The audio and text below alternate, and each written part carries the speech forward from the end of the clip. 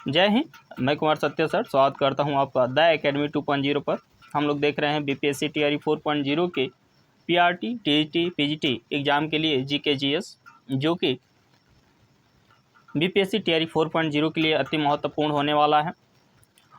और इस प्रश्न श्रृंखला में देखें, अधिकांशतः जो प्रश्न है ये बीपीएससी टीआरई में पूछे गए प्रश्न हैं। इसके अलावा बीपीएससी और बिहार के कुछ अन्य एग्जामों में पूछे गए प्रश्न इस प्रैक्टिस सेट में शामिल हैं।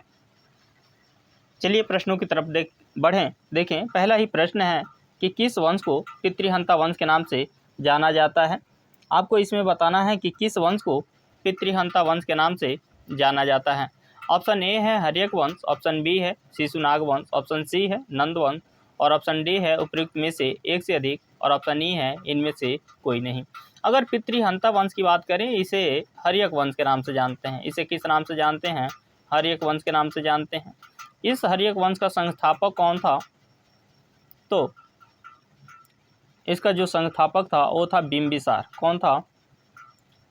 बिंबिसार। जो बिंबिसार है इसे श्रेणी के नाम से जानते हैं, या इसे श्रेणी कहा जाता था। इसकी राजधानी कहाँ थी? तो इसकी जो राजधानी थी वो थी ग्रीवरज। और इसे ग्रीवरज को क्या कहा गया? तो राजगृह कहा गया। अर्थात ग्रीवरज या राजगृह इसकी क्या थी? राजधानी थी। ये जो बिंबिसार है ये कौन था? तो आपको याद रखना है कि महात्मा बुद्ध का दोस्त व संरक्षक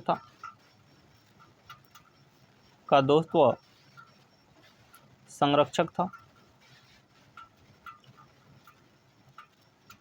इसने लगभग 52 वर्षों तक शासन किया। लगभग 52 वर्षों तक क्या किया? इसने शासन किया। इसके अलावा देखें, जब इसने अंग विजय की, अंग पर क्या किया? इसने जब विजय पाया उसके बाद से इसने कहा कि तो नौसेना का गठन किया। इसने क्या किया? नौसेना का गठन किया। नौसेना का गठन किया। इसने क्या किया? नौसेना का गठन किया। इस तरह से देखें, पितृहंता वंश किस वंश को पितृहंता वंश के नाम से जानते हैं? तो आपको याद रखना है हर एक वंश को क्या कहते हैं? पितृहंता वंश के नाम से जानते हैं। अगर यहाँ पे शिशुनाग वंश की बात करें तो शिशुनाग वंश का अगर संस्थापक देखें कि इसका संस्थापक कौन था, तो आपको याद रखना है कि इसका जो संस्थापक था वो था शिशुनाग। कौन था? शिशुनाग। और जो शिशुनाग है इसके बारे में कहा जाता है कि इसके जन्म के समय इसके माता पिता इसको कहा कि इसका त्याग कर दिए, और जब इसका त्याग कर दिए तो इसका संरक्षण अर्थात इसे बचाया किसने? तो एक नाग ने इसको बचाया, इसकी रक्षा की, और इसलिए इसका नाम पड़ गया शिशुनाग। और इसने जिस वंश की स्थापना की वो था शिशुनाग वंश। और इसी शिशुनाग वंश में शिशुनाग के बाद एक शासक बनता है जिसका नाम होता है कालाशोक। कालाशोक। और जो कालाशोक है ये अपनी राजधानी कहाँ बनाता है? तो अपनी राजधानी पाटलिपुत्र को बनाता है। किसको बनाता है? पाटलिपुत्र। और ये पाटलिपुत्र कहाँ है? तो आपको याद रखना है पटना के नज़दीक है, बिहार। और नंद वंश का संस्थापक कौन था? तो आपको याद रखना है महापद्म नंद। कौन याद रखना है? महापद्म नंद। जो महापद्म नंद हैं इन्होंने नंद वंश की स्थापना की थी। अगले प्रश्न की तरफ बढ़ें। देखें, अगला प्रश्न है तृतीय बौद्ध संगति किसके शासनकाल में हुई? आपको बताना है कि जो तृतीय बौद्ध संगति हुई थी वो किसके शासनकाल में हुई थी। ऑप्शन ए है अजातशत्रु, ऑप्शन बी है कालाशोक, ऑप्शन सी है अशोक, ऑप्शन डी है कनिष्क और ऑप्शन ई है उपयुक्त में से एक से अधिक या इनमें से कोई नहीं। आपको इस तरह से भी ऑप्शन मिलेंगे, 4 ऑप्शन मिलेंगे और 4 होंगे, और 5वां जो ऑप्शन होगा ये उपयुक्त में से एक से अधिक होगा या इनमें से कोई नहीं करके ऑप्शन आएगा। अब देखें, यहाँ पे आप पूछा गया है कि तृतीय बौद्ध संगति किसके शासनकाल में हुई थी। तो आपको याद रखना है एक ट्रिक, और ये ट्रिक क्या है, तो आपको याद रखना है कि शत्रु का काला शोक है। आपको ट्रिक क्या याद रखना है, शत्रु का या शत्रु काला शोक है, काला शोक है, शत्रु काला शोक है से कुछ नहीं होगा। यहाँ पे शत्रु से याद रखना है अजात शत्रु, काला से याद रखना है काला शोक, और शोक में आपको याद रखना है कि काला शोक से तो काला शोक हो ही जाएगा, इसमें सो से हो जाएगा अशोक, और के से क्या होगा, कनिष्क होगा। तो इसमें क्या पूछा है कि तृतीय बौद्ध संगति कब हुई थी। तो देखें जो तृतीय बौद्ध संगति थी वो वो जो है अशोक के समय में हुई थी। किसके समय में हुई थी, अशोक के समय में तृतीय बौद्ध संगति हुई थी। ठीक है, अगले प्रश्न की तरफ बढ़ें। अगला प्रश्न है महात्मा बुद्ध के गृह त्याग का प्रतीक क्या है। इसमें आपको बताना है कि जो महात्मा बुद्ध हैं इनके गृह त्याग का प्रतीक क्या है। ऑप्शन की बात करते हैं तो ऑप्शन ए है घोड़ा, ऑप्शन बी है पीपल, ऑप्शन सी है चक्र, और ऑप्शन डी है उपयुक्त में से एक से अधिक, और ऑप्शन ई है इनमें से कोई नहीं। तो महात्मा बुद्ध के गृह त्याग का प्रतीक पूछा है, तो आपको याद रखना है कि जो हाथी है, हाथी ये किसका प्रतीक है, तो माता के गर्भ में आने का। ये किसका प्रतीक है, तो माता के गर्भ में आने का।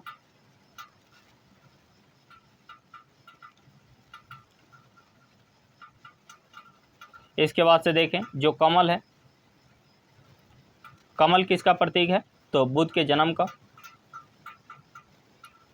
बुद्ध के जन्म का प्रतीक क्या माना गया है, कमल को माना गया है। इसके बाद से जो घोड़ा है इसे क्या माना गया है, तो गृह त्याग का प्रतीक माना गया है, गृह त्याग का प्रतीक माना गया है। और गृह त्याग को क्या कहा गया, तो महाभिनिष्क्रमण कहा गया, महाभिनिष्क्रमण, निष्क्रमण।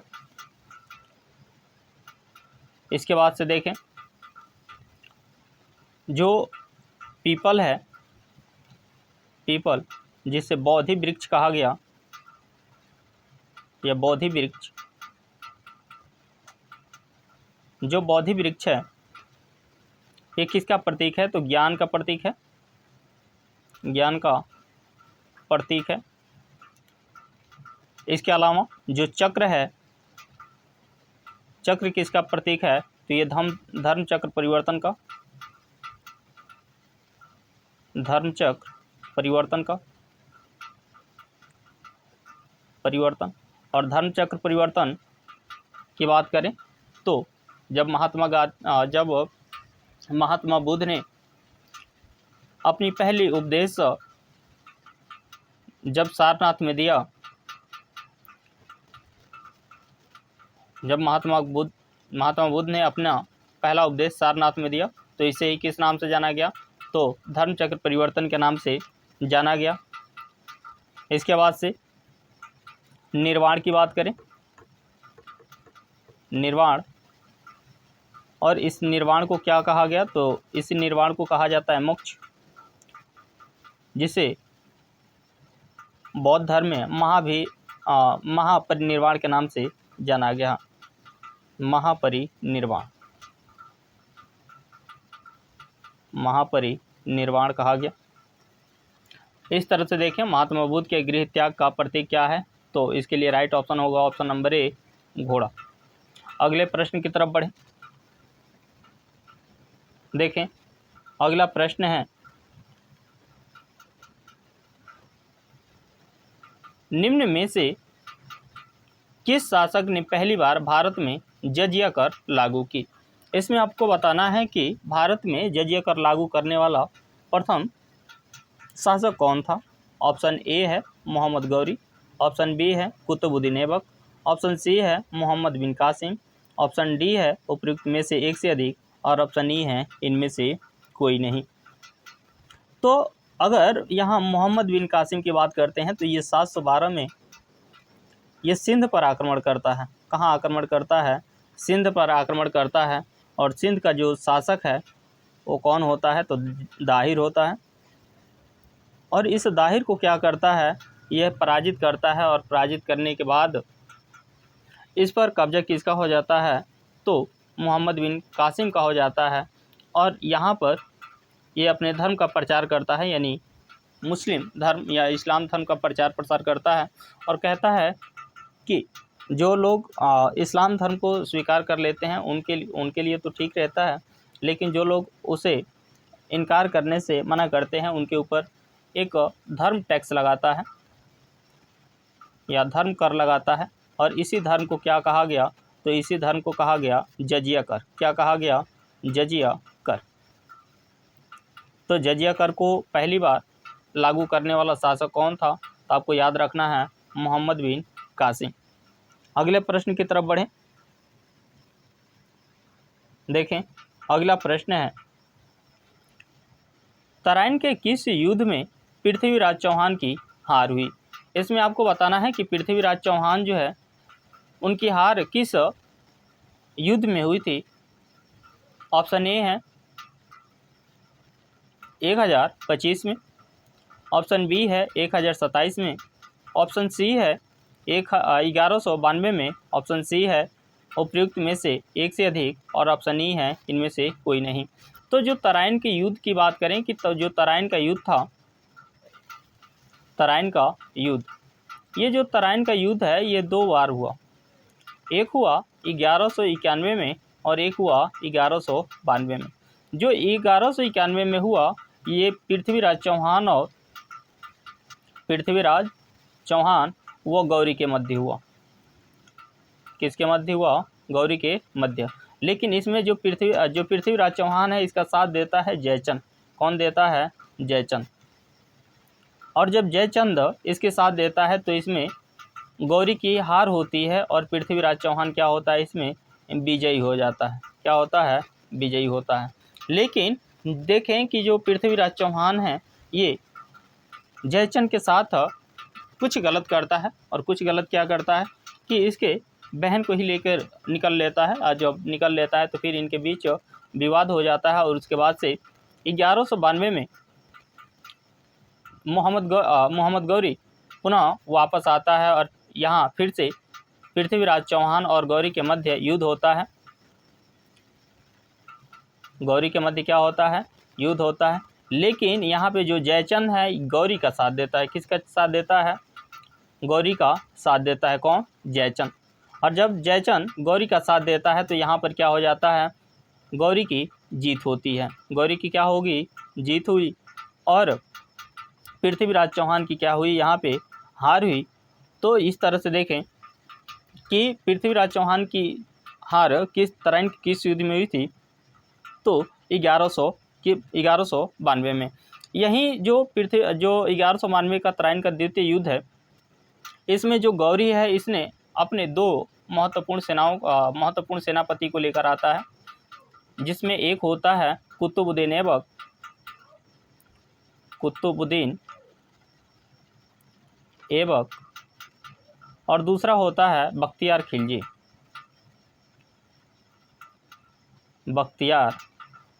खिलजी। ये वही बख्तियार खिलजी है जो नालंदा विश्वविद्यालय का तहस नहस कर देता है, उसे तोड़ फोड़ कर देता है। और यहाँ पे देखें जो कुतुबुद्दीन ऐबक है, जब इस 1192 में जब तराइन के युद्ध को जीत लेते हैं तब लाहौर का ये शासक बनता है, भारत दिल्ली का शासक बनता है। लेकिन ये अपनी राजधानी कहाँ बनाता है? तो अपनी राजधानी को बनाता है लाहौर। ये राजधानी कहाँ बनाता है? लाहौर का अपनी राजधानी बनाता है। और ये अपने जिस वंश का स्थापना करता है उसे किस नाम से जाना जाता है? तो उसे मामलुक वंश के नाम से जानते हैं। मामलुक वंश, या इसे ही गुलाम वंश के नाम से जानते हैं।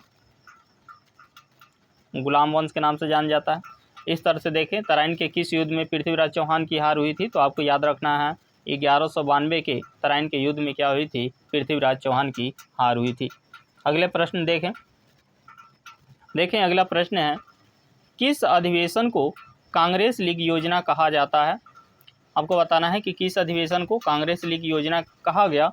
ऑप्शन ए है लखनऊ अधिवेशन 1916, होम रूल लीग आंदोलन 1916, सविनय अवज्ञा आंदोलन। ऑप्शन डी है उपयुक्त में से एक से अधिक, और ऑप्शन ई है इनमें से कोई नहीं। यहाँ अगर होम रूल लीग की बात करें तो होम रूल जो लीग है ये 1916 में दो जगहों पे चला, एक चला पुणे में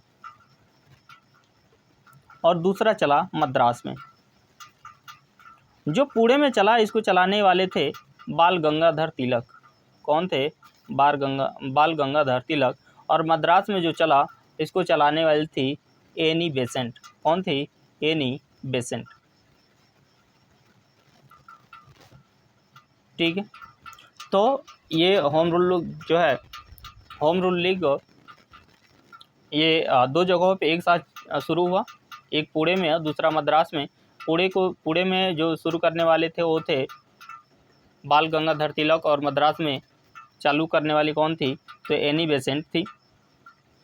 होम रूल का जो मतलब है वो होता है स्वराज या स्वशासन। होम रूल का मतलब क्या होता है? तो इसका मतलब होता है स्वशासन। ठीक है, अगर सविनय अवज्ञा आंदोलन की बात करें तो ये चला था 1930 में। कब चला? 1930 में। और इसकी शुरुआत कहाँ से होती है? तो इसकी शुरुआत जो है डांडी मार्च से होती है। इसकी शुरुआत किससे होती है? डांडी यात्रा या डांडी मार्च से होती है, डांडी यात्रा से होती है। और इस डांडी यात्रा की शुरुआत कब हुई? तो आपको याद रखना है कि 12 मार्च को इसकी क्या होती है? शुरुआत होती है।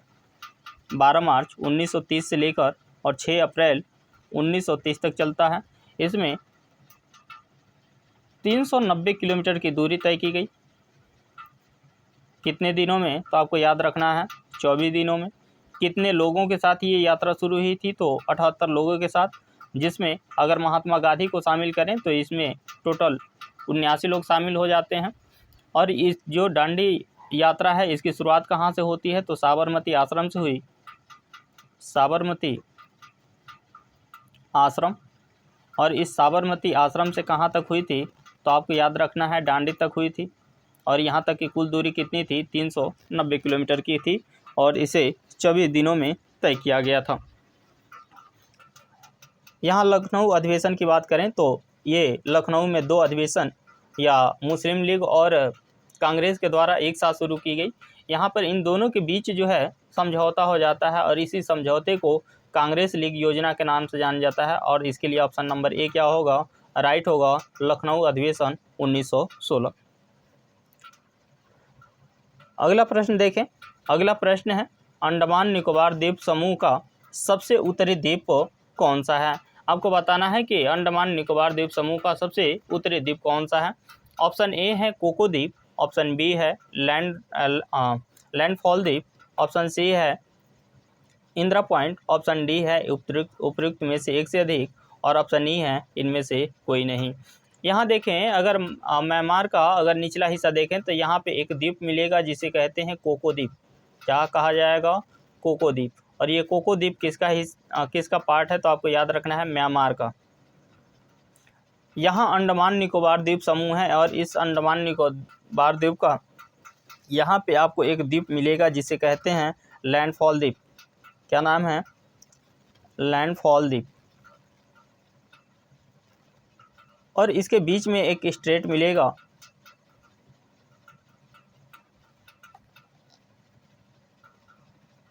जिसे कोको स्ट्रेट के नाम से जाना जाता है।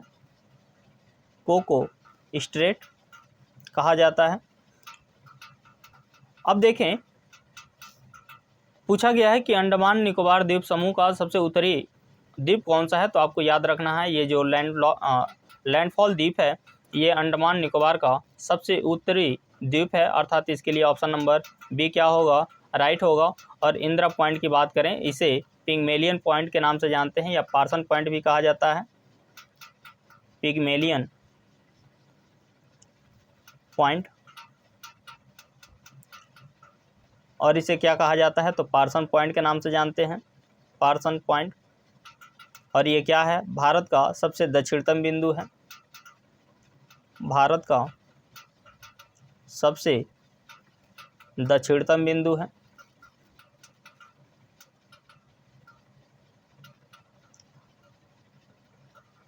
ये कितने अक्षांश पर स्थित है तो आपको याद रखना है 6 डिग्री 4 मिनट उत्तरी अक्षांश पर ये क्या है, स्थित है। और भूमध्य रेखा से इसकी दूरी पूछा जाए तो 876 किलोमीटर क्या है, ये भूमध्य रेखा से दूर है। अगले प्रश्न की तरफ बढ़ें। देखें अगला प्रश्न है, सौर घाटी निम्नलिखित में से किस राज्य में स्थित है। आपको बताना है कि जो सौर घाटी है ये किस राज्य में स्थित है। ऑप्शन ए है लद्दाख, ऑप्शन बी है उत्तराखंड, ऑप्शन सी है केरल, और ऑप्शन डी है उपयुक्त में से एक से अधिक, ऑप्शन ई है इनमें से कोई नहीं। यहाँ देखें जो लद्दाख है यहाँ पे कौन कौन सी घाटियाँ हैं, तो एक है मरखा घाटी, मरखा घाटी, नुब्रा घाटी, नुब्रा घाटी, सुरू घाटी, सुरू घाटी, गलवान घाटी, गलवान घाटी, और इसके अलावा सौर घाटी भी कहाँ है, लद्दाख में स्थित है। ऐसे ही अगर उत्तराखंड में बात करें कि कौन कौन सी घाटियाँ हैं तो आपको याद रखना है दून घाटी, इसके अलावा जोहार घाटी, जोहार घाटी, फिर कौन है तो फूलों की घाटी, फूलों की घाटी, इसके अलावा यहाँ पे एक और है धर्मा घाटी, धर्मा घाटी, और केरल में आपको याद रखना है साइलेंट वैली या शांत घाटी, शांत घाटी। इस तरह से देखें ऑप्शन प्रश्न नंबर 8 का जो राइट आंसर होगा वो होगा ऑप्शन नंबर ए लद्दाख। अगले प्रश्न की तरफ बढ़ें। देखें अगला प्रश्न है, निम्न में से किन नदियों के संगम पर कर्णप्रयाग स्थित है।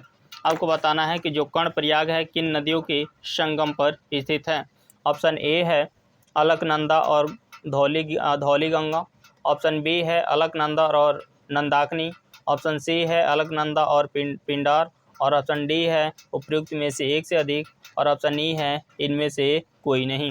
अगर अलकनंदा और धौली गंगा की बात करें तो यहाँ पे जो संगम स्थित है इसे कहा जाता है विष्णु प्रयाग। क्या कहा जाता है, विष्णु प्रयाग।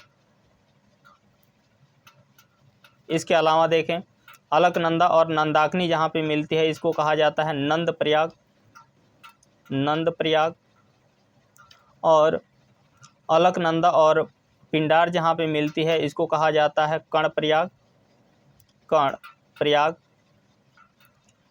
इसके अलावा आपको याद रखना है कि अलकनंदा व मंदाकिनी, अलकनंदा व मंदाकिनी जहाँ पे मिलती हैं उसको कहा जाता है रुद्रप्रयाग, रुद्रप्रयाग। और भागीरथी और अलकनंदा जहाँ पे मिलती हैं, अलकनंदा व भागीरथी, अलकनंदा व भागीरथी जहाँ पे मिलती हैं वहाँ पे बनता है देवप्रयाग। क्या बनता है, देवप्रयाग। इसके लिए आपको एक ट्रिक याद रखना है, इसके लिए क्या करना है, आपको एक ट्रिक याद रखना है। ट्रिक क्या है तो आपको याद रखना है ट्रिक की बंद कर दे। ट्रिक क्या याद है, बंद कर दे, बंद कर दे। जिसमें व से है विष्णु प्रयाग, न से होगा नंद प्रयाग, क से होगा कर्ण प्रयाग, र से होगा रुद्र प्रयाग, और दे से होगा देव प्रयाग। तो इस तरह से आपको ट्रिक याद रखना है सारे संगमों का बंद कर दे। ट्रिक क्या है, बंद कर दे। अगले इस तरह से देखें, इसका जो राइट आंसर होगा ऑप्शन नंबर सी, अलकनंदा और पिंडार नदी मिलके क्या बनाती हैं, कर्णप्रयाग बनाती हैं। आगे बढ़ें। देखें अगला प्रश्न है, माजुली द्वीप किस नदी द्वारा निर्मित होती है? आपको बताना है कि माजुली द्वीप किस नदी द्वारा निर्मित है। ऑप्शन ए है गंगा, ऑप्शन बी है नर्मदा, ऑप्शन सी है ब्रह्मपुत्र और ऑप्शन डी है उपयुक्त में से एक से अधिक, ऑप्शन ई है इनमें से कोई नहीं। आपको बताना है कि माजुली नदी द्वीप द्वारा किस नदी द्वारा निर्मित है। तो देखें जो माजुली नदी है, माजुली द्वीप है, एक नदी द्वीप है। कैसा है? तो ये नदी द्वीप है और ये जो नदी द्वीप है ये विश्व का सबसे बड़ा नदी द्वीप है। ये क्या है? विश्व का सबसे बड़ा नदी द्वीप है। और ये किस राज्य में है? तो आपको याद रखना है कि ये असम में है। कहाँ पे है? ये असम राज्य में स्थित है। किस नदी के द्वारा निर्मित होती है? तो आपको याद रखना है ब्रह्मपुत्र नदी के द्वारा निर्मित होती है और ये विश्व का एकमात्र नदी द्वीप जिला है। ये विश्व का एकमात्र नदी द्वीप जिला है। नदी द्वीप जिला है। आपको अगर क्लास पसंद आ रहा है तो आप चैनल को लाइक्स और शेयर भी कर दें और इसके साथ ही साथ अगर आप चैनल पे पहली बार विजिट किए हैं तो चैनल को सब्सक्राइब भी कर लें ताकि आपको आगामी क्लास आसानी से उपलब्ध हो जाए। आगे बढ़ें। देखें अगला प्रश्न है, मिटूर बांध किस नदी पर स्थित है? आपको बताना है कि जो मिटूर बांध है ये किस नदी पर स्थित है। ऑप्शन ए है कावेरी नदी पर, ऑप्शन बी है नर्मदा नदी पर, ऑप्शन सी है कृष्णा नदी पर और ऑप्शन डी है उपयुक्त में से एक से अधिक और ऑप्शन ई है इनमें से कोई नहीं। अगर जो मेटूर बांध है इसकी बात करें तो ये किस राज्य में है? तो आपको याद रखना है ये तमिलनाडु में है। कहाँ पर है? तो ये तमिलनाडु राज्य में स्थित है। और किस नदी पर है? तो आपको याद रखना है कावेरी नदी पर है। इसके अलावा यहाँ पे जो कावेरी नदी है इस पे कुछ और भी बांध हैं, जैसे कहा जाए कृष्णा सागर बांध है। कृष्णा सागर बांध। इसके अलावा अगर कृष्णा नदी की बात करें तो आपको यहाँ पे दो बांधों को याद रखना है। पहला है नागार्जुन सागर बांध और ये किस राज्य में है? तो आपको याद रखना है आंध्र प्रदेश में है। इसके अलावा इस पे आपको एक और बांध याद रखना है अलमाटी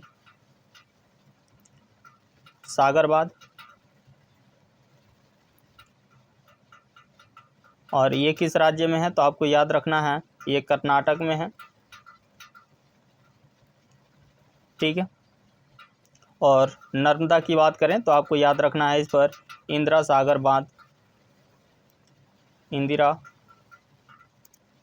बांध। तो इस तरह से देखें मेटूर बांध किस नदी पर स्थित है? तो आपको याद रखना है कावेरी नदी।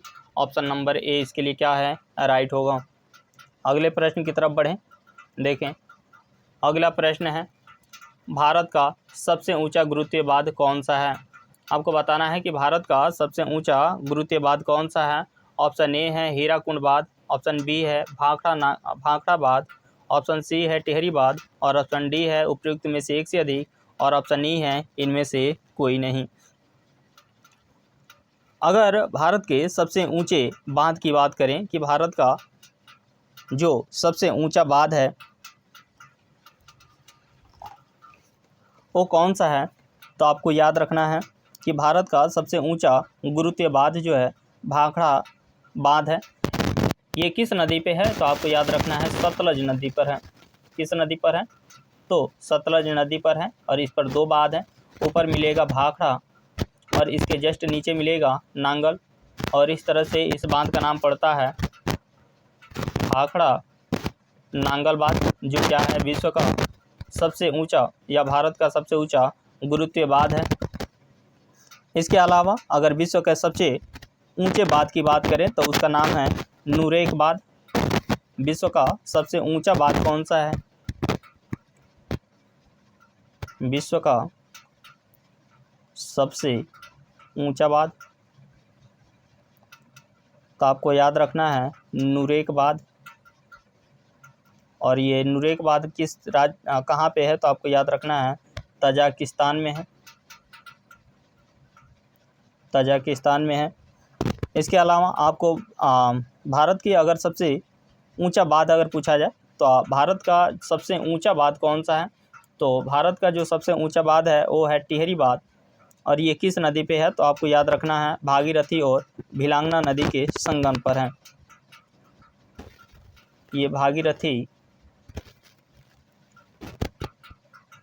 व भिलांगना के संगम पर है। और किस राज्य में है, तो आपको याद रखना है उत्तराखंड में है। ठीक है, इस तरह से देखें, इसका जो राइट आंसर होगा ऑप्शन नंबर बी होगा, भाखड़ा बांध। अगले प्रश्न की तरफ बढ़ें। देखें, अगला प्रश्न है संविधान द्वारा कितने मौलिक या मूल अधिकार प्रदान किए गए हैं। ऑप्शन ए है 8, ऑप्शन बी है 6, ऑप्शन सी है 7 और ऑप्शन डी है उपयुक्त में से एक से अधिक और ऑप्शन ई है इनमें से कोई नहीं। अगर मूल संविधान में बात करें कि मूल संविधान में कुल कितने मौलिक अधिकार थे, तो आपको याद रखना है मूल संविधान में कुल 7 मौलिक अधिकार शामिल थे। लेकिन जो 7वां मौलिक अधिकार था इसका उल्लेख था अनुच्छेद 31 में। इसके अलावा अगर अनुच्छेद 19 की बात करें, अनुच्छेद 19 का जो 4 है इसमें भी संपत्ति का उल्लेख था। और इस संपत्ति का जो अधिकार है इन्हें 44वें संविधान संशोधन के द्वारा समाप्त किया गया। और ये 44वां संविधान संशोधन कब हुआ था, तो 1978 में। और इसके द्वारा इसे क्या किया गया, तो संविधान के भाग 12 का अनुच्छेद 300 क के तहत इसे विधिक अधिकार बना दिया गया। क्या बनाया गया, विधिक अधिकार बना दिया गया। और इस तरह से वर्तमान में कुल 6 मौलिक अधिकार प्राप्त हैं। आगे बढ़ें। देखें, अगला प्रश्न है निम्न में से किसे दार्शनिक राजा या दार्शनिक शासक के रूप में जाना जाता है। आपको बताना है कि निम्न में से किसे दार्शनिक राजा या दार्शनिक शासक के रूप में जाना जाता है। ऑप्शन ए है doctor Sarvepalli Radhakrishnan, option B है न्यायमूर्ति एम हिदायतुल्लाह, ऑप्शन सी है APJ Abdul Kalam, option D है उपयुक्त में से एक से अधिक और ऑप्शन ई है इनमें से कोई नहीं। अगर दार्शनिक राजा या दार्शनिक शासक की बात करें तो किन्हें दार्शनिक राजा या दार्शनिक शासक के रूप में जाना जाता है, तो आपको याद रखना है सर्वपल्ली राधाकृष्णन को। जो सर्वपल्ली राधाकृष्णन है इन्हें दार्शनिक राजा या दार्शनिक शासक के रूप में जाना जाता है, जो भारत के पहले उपराष्ट्रपति थे। ये क्या थे, भारत के पहले उपराष्ट्रपति। और इसके अलावा भारत के दूसरे राष्ट्रपति रहे। जो एम हिदायतुल्लाह है ये पहले ऐसे भारतीय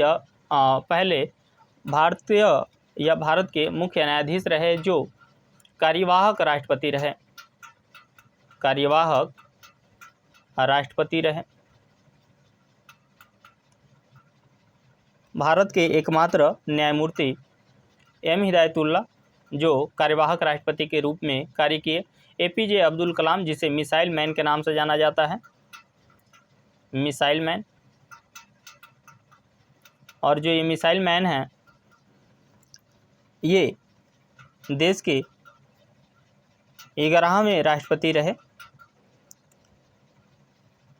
आगे बढ़ें।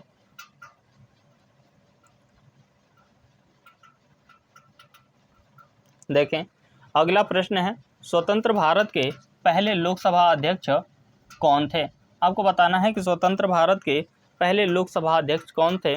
ऑप्शन ए है मीरा कुमार, ऑप्शन बी है जीवी मावलंकर, ऑप्शन सी है sir Frederick White, option D है उपयुक्त में से एक से अधिक, ऑप्शन ई है इनमें से कोई नहीं।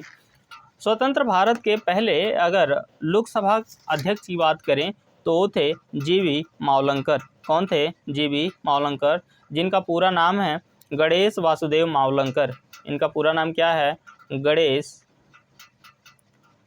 वासुदेव मावलंकर। अगर मीरा कुमार की बात करें तो ये पहली महिला लोकसभा अध्यक्ष थी। ठीक है, ये कौन है? तो पहली महिला लोकसभा अध्यक्ष।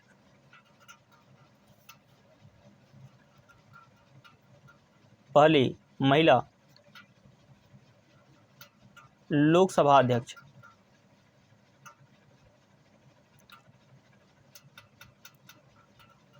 इसके अलावा अगर सर फ्रेडरिक वाइट की बात करें तो ये पहले लोकसभा अध्यक्ष से, यानी स्वतंत्रता से पूर्व, स्वतंत्रता से पूर्व लोकसभा के पहले अध्यक्ष, लोकसभा के पहले अध्यक्ष थे। इस तरह से इसका जो राइट आंसर होगा ऑप्शन नंबर बी, जीवी मावलंकर होगा। अगले प्रश्न की तरफ बढ़ें। देखें, अगला प्रश्न है, मुख्यमंत्री की नियुक्ति कौन करता है? आपको बताना है कि मुख्यमंत्री की नियुक्ति कौन करता है। ऑप्शन ए है उच्च न्यायालय का मुख्य न्यायाधीश, ऑप्शन बी है राज्यपाल, ऑप्शन सी है राष्ट्रपति और ऑप्शन डी है उपयुक्त में से एक से अधिक, ऑप्शन ई है इनमें से कोई नहीं। इसमें आपको बताना है कि मुख्यमंत्री की नियुक्ति कौन करता है। तो देखें, मुख्यमंत्री की जो नियुक्ति है वो कौन करता है? राज्यपाल करता है, अर्थात राज्य का राज्यपाल करता है। आगे बढ़ें।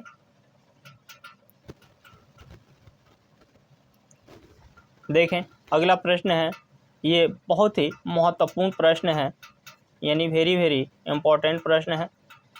पूछा है कि किसी राज्य मंत्रिपरिषद में अधिकतम मंत्रियों की संख्या कितनी हो सकती है।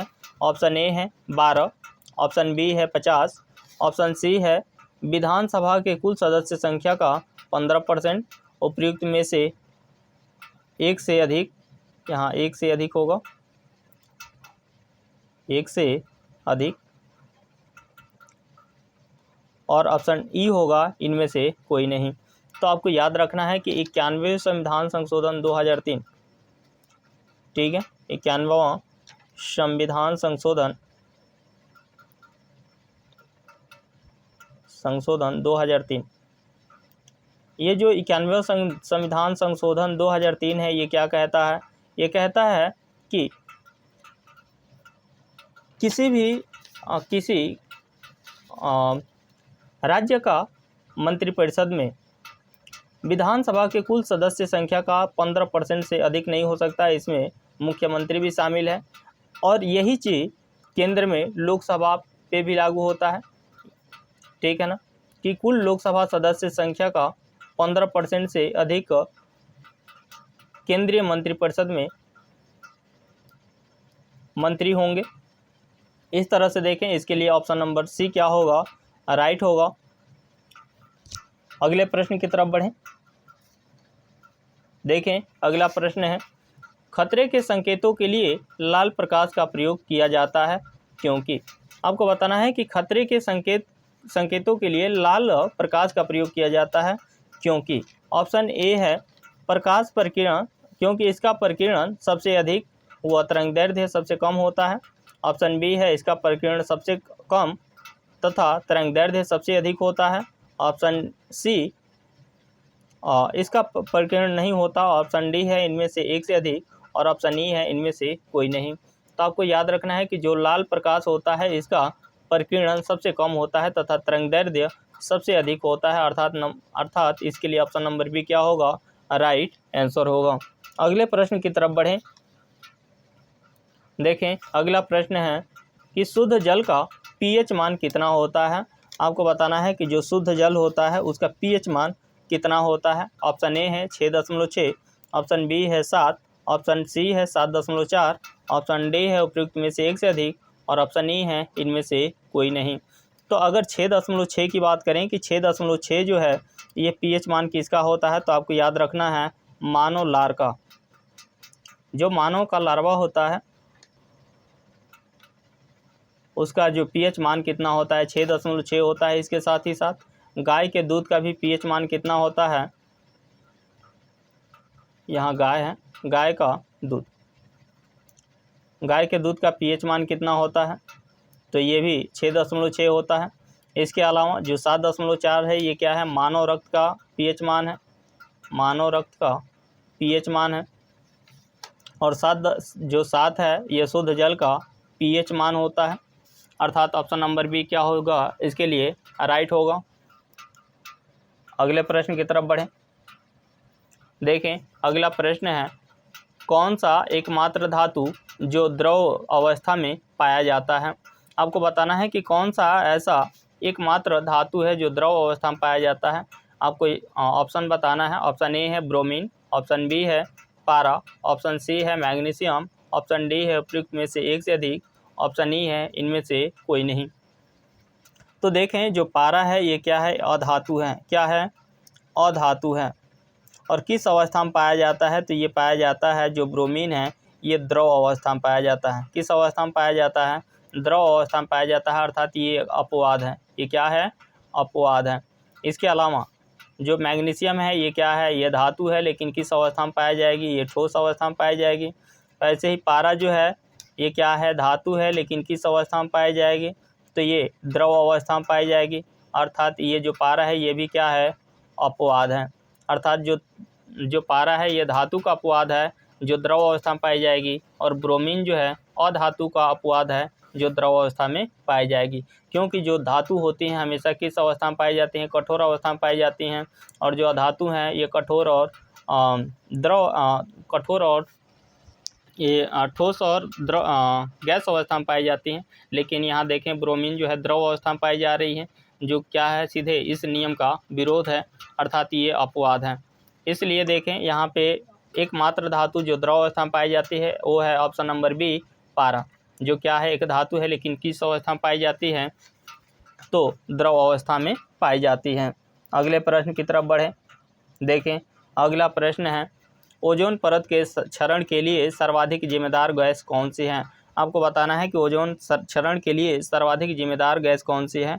ऑप्शन ए है CO2, ऑप्शन बी है CH4, ऑप्शन सी है CFC, और ऑप्शन डी है उपयुक्त में से एक से अधिक, और ऑप्शन ई है इनमें से कोई नहीं। तो देखें ओजोन परत के संरक्षण के लिए सर्वाधिक जिम्मेदार अगर गैस कोई सी है तो वो है CFC यानी क्लोरोफ्लोरोकार्बन। इसका फुल फॉर्म क्या है, क्लोरोफ्लोरोकार्बन, क्लोरोफ्लोरोकार्बन। ठीक है। जो CH4 है ये मीथेन है, जो तापमान वृद्धि में इसका सर्वाधिक तापमान वृद्धि वाली गैस है। लेकिन अगर यहाँ पर देखें कि जिम्मेदार सबसे ज़्यादा कौन है तापमान वृद्धि के लिए या ग्रीन हाउस गैस के लिए, तो आपको याद रखना है CO2 यानी कार्बन डाइऑक्साइड। ठीक है। लेकिन इससे ज़्यादा तापमान वृद्धि करने वाला कौन सा गैस है, मीथेन गैस है। लेकिन इसका जो प्रतिशत है या जो इसकी जो मात्रा है बहुत कम है, इसकी अपेक्षा जो CO2 की मात्रा है अधिक है। अर्थात ये कितनी पाई जाती है, तो 0.003% पाई जाती है। और इतनी अवस्था में होने पर भी ये देखते हैं कि ग्रीन हाउस गैस प्रभाव उत्पन्न कर देती है। आगे बढ़ें। देखें अगला प्रश्न है, भरतनाट्यम किस राज्य की शास्त्रीय नृत्य है। आपको बताना है कि भरतनाट्यम किस राज्य की शास्त्रीय नृत्य है। ऑप्शन ए है केरल, ऑप्शन ए है उत्तर प्रदेश, ऑप्शन बी है केरल, ऑप्शन सी है तमिलनाडु, ऑप्शन डी है उपयुक्त में से एक से अधिक, और ऑप्शन ई है इनमें से कोई नहीं। अगर भरतनाट्यम की बात करते हैं तो भरतनाट्यम जो है ये किस राज्य की है, तो आपको याद रखना है ये तमिलनाडु की है। किस राज्य की है, ये तमिलनाडु की है।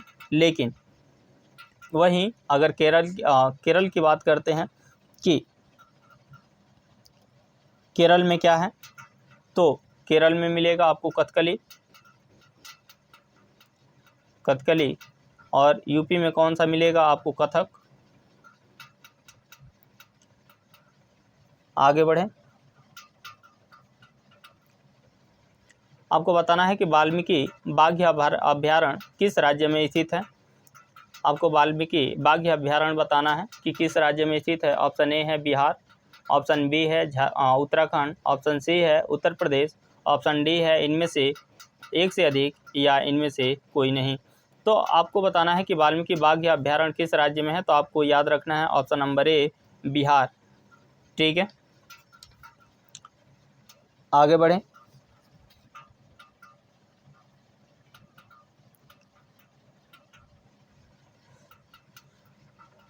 सबसे बड़ा राष्ट्रीय उद्यान कौन सा है। आपको बताना है कि सबसे बड़ा राष्ट्रीय उद्यान कौन सा है।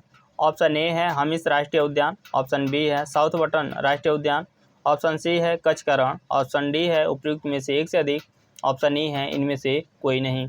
अगर साउथ बटन की बात करें तो ये भारत का सबसे छोटा राष्ट्रीय उद्यान है। ये क्या है, तो भारत का सबसे छोटा राष्ट्रीय उद्यान, भारत का सबसे छोटा राष्ट्रीय उद्यान है, सबसे छोटा राष्ट्रीय उद्यान। और ये कहाँ पर है, तो आपको याद रखना है अंडमान निकोबार पर, अंडमान निकोबार में।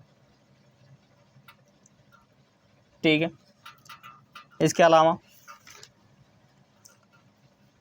अगर यहाँ कच्छ के रण की बात करें तो ये सबसे छोटा वन्यजीव अभ्यारण्य है। ये क्या है, तो ये सबसे छोटा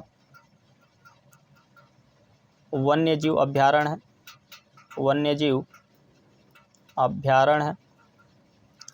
और इसके अलावा अगर सबसे बड़ा पूछा जाए कि सबसे बड़ा वन्यजीव अभ्यारण्य कौन सा है, सबसे बड़ा वन्यजीव अभ्यारण्य कौन सा है, तो आपको याद रखना है बोरबाज रिजर्व,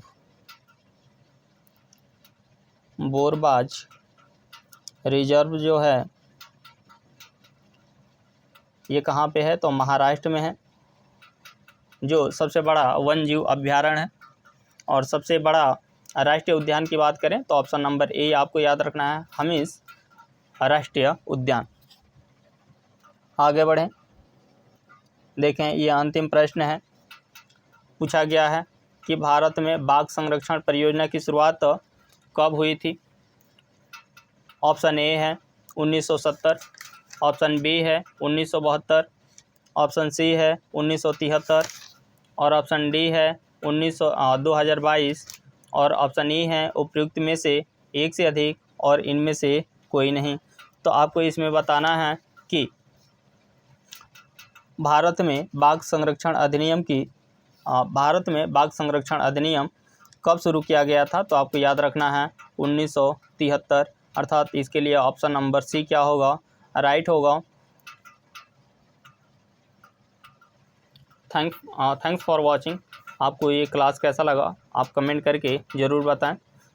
और इसमें अगर आप कुछ सुझाव देना चाहते हैं तो आप सुझाव भी दे सकते हैं। आपका सुझाव सादर आमंत्रित है। Thank you.